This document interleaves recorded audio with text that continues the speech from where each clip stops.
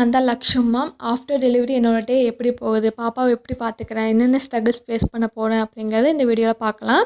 Morning பாப்பாவுக்கு எப்பயும் போல் drops கொடுத்து கொஞ்ச நேரம் விளையாண்டுட்டு இருந்தோம். அவள் கை ரொம்ப ஸ்பீடாக இருக்குது, எதையாச்சும் பிடிச்சி இழுக்கலான்னு பிளான் பண்ணிகிட்டு இருக்கா.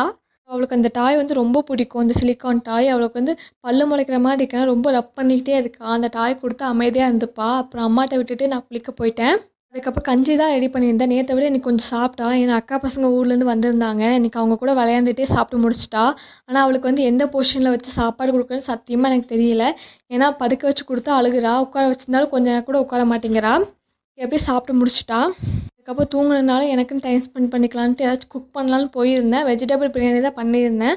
எனக்கு கடையில் பண்ணுற மாதிரி பண்ண பிடிக்காது. இஞ்சி பூண்டு கொத்தமல்லி புதினா இதை மட்டும் தான் தட்டி போடுவேன். அது அவ்வளோ டேஸ்ட்டாக இருக்கும், எனக்கு ரொம்ப பிடிக்கும். ப்ரெக்னென்சி டைமில் ரொம்ப கிரேவிங்ஸ் இருக்கும், பட் ஏன்னா சாப்பிடவே முடியல மந்த்துக்கு அப்புறம். ஆனால் என் வீட்டிலே இருக்க முடியல, அட்மிட் ஆகி ஹாஸ்பிட்டலே தான் இருந்தேன். அங்கேயே தான் பாதி வாழ்க்கை போச்சு. சாப்பாடு பண்ணி முடிக்கக்குள்ளே மேடம் எந்திரிச்சிட்டாங்க. அதுக்கப்புறம் அவளை கொஞ்ச நேரம் பார்த்துட்டு புஷ்அப்ஸ் எடுத்துகிட்டு இருக்காங்க 5th மந்த்லேயே.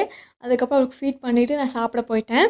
அப்புறம் மேடம் வந்து குளிச்சுட்டு லோஷன்லாம் போட்டு விட்டுட்டு தூங்க வச்சேன். மேடம் தூங்கவே இல்லை. இன்றைக்கி டே இப்படி தான் போச்சு. இந்த வீடியோ பிடிச்சிருந்தா லைக் பண்ணுங்கள், சப்ஸ்கிரைப் பண்ணுங்கள், வீடியோ ஷேர் பண்ணுங்கள். நாளைக்கு பார்க்கலாம். பாய்.